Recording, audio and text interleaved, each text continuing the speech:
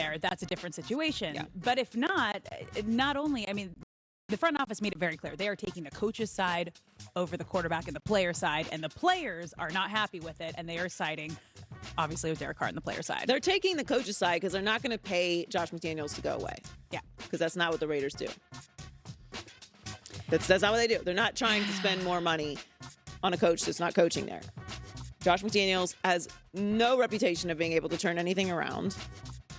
They're going to draft a quarterback. Okay, well, the last quarterback he drafted was Tim Tebow. Woo. Good luck with that. I'm with you. I mean, depending on how this goes, Davante Adams could make a fuss, and he would be fully within his right to do so. People might not like that. But look, you left a 2-time MVP to come here, and you changed it up. I came here for Derek Carr. For him. He's his good friend. If you trot out some nonsense next year, you're not tricking off my career. No. This is not what was promised.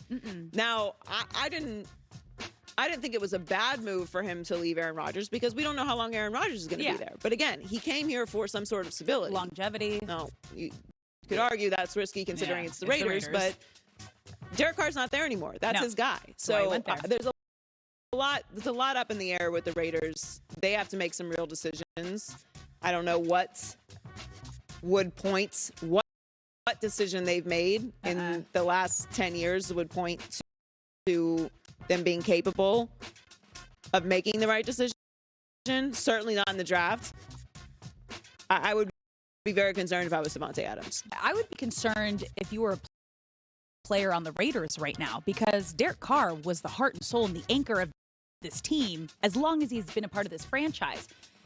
Now, if he's gone and you're trying to recruit other players now to come to this team next season after that, they're going to look at how you just treated the heart and soul of this team and just let him. Let him go. Derek but Carr had a terrible season, so it's not that outrageous when you look at his play in the last 2 games of the season. Not even be on the field, not be at practice. It's like, okay, done. You're healthy, but bye.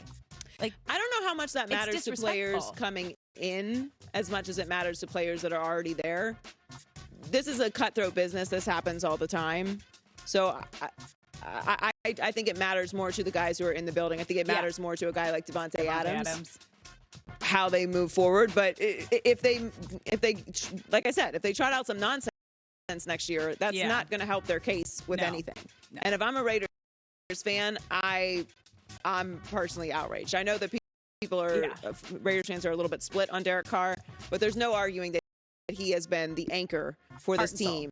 He's had 6 different coaches, nonsense after nonsense, after incident after incident, after draft pick being cut, not renewed. It's been terrible defense. They're last in sacks. Yeah. I really don't know who could succeed in this type of situation, and I guess we're probably going to find out. Yeah, it's frustrating for fans, players, and the organization.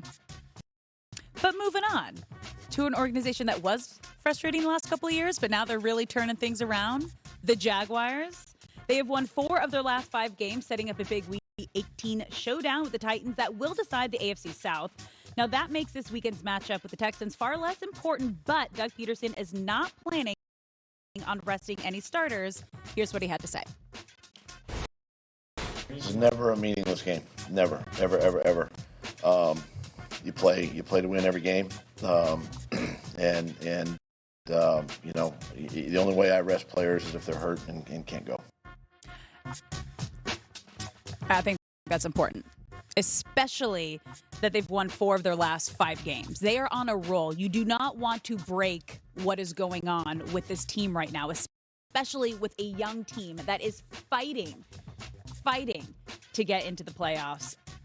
This is when you see special things happen with young teams. When you get on a run towards the end of the regular season, you're fighting every last moment, especially the very last game of the regular season, which is going to determine how your playoffs pan out.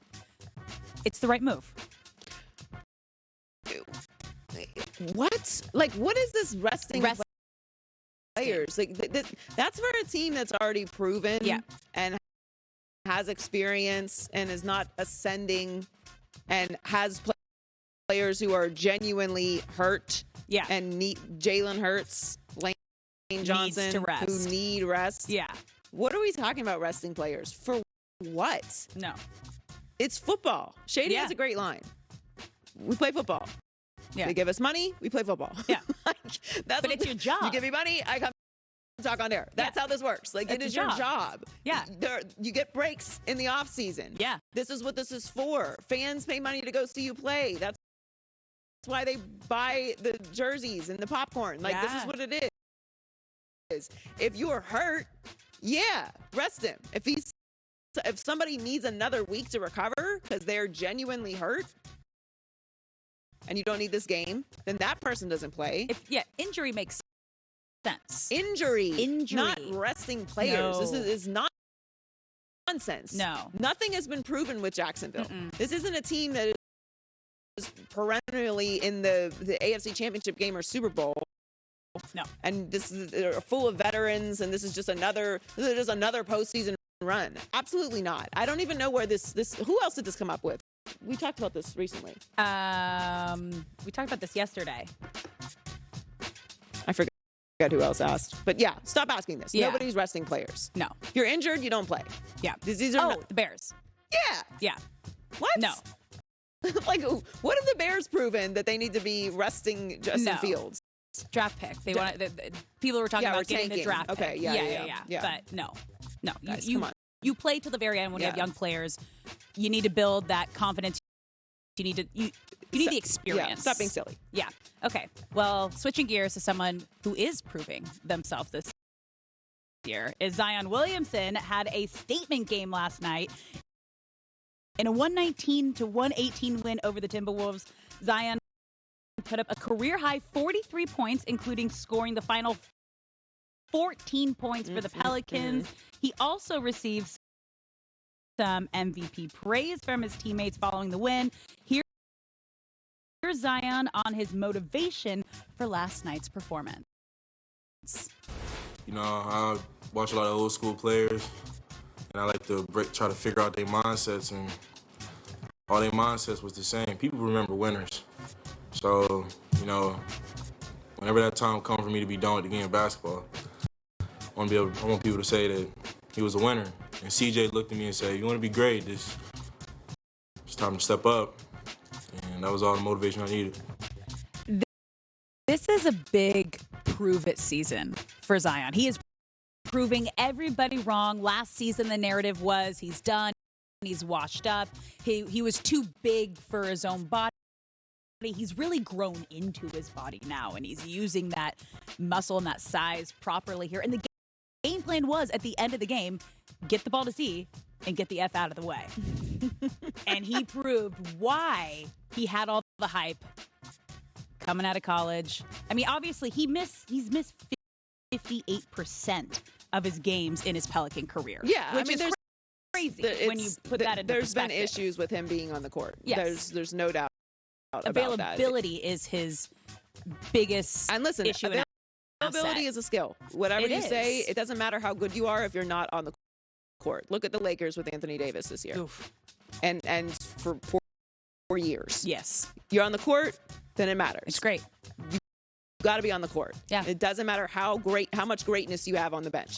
So Zion being on the court and performing like this is incredible. It's great for Zion and his development and his ascension in the NBA. We know what Zion is capable of on the high end, and having a career high in that game last night was incredible to watch. I mean, he's an unbelievable player. We have a really great core of young, great players. Exciting players. Yeah. Ja, Zion, Luka. I mean, the future of the NBA is very bright, and it's great to see that Zion is out there and being consistent with it. That's Alex Curry with the news. Well, that's the news. And thanks for stopping by. The Herd Lie News. All right, we have 2 days left in the year. 2.5 Friday, Saturday. Oh, Saturday's New Year's Eve. Saturday night is New Year's Eve. Gosh. It's almost the end of 2022. So what day is it? Who are we? It's upside down. The in-between? We're going to take a look back at some of the biggest sports moments, some memories from 2022 when we come back on The Herd.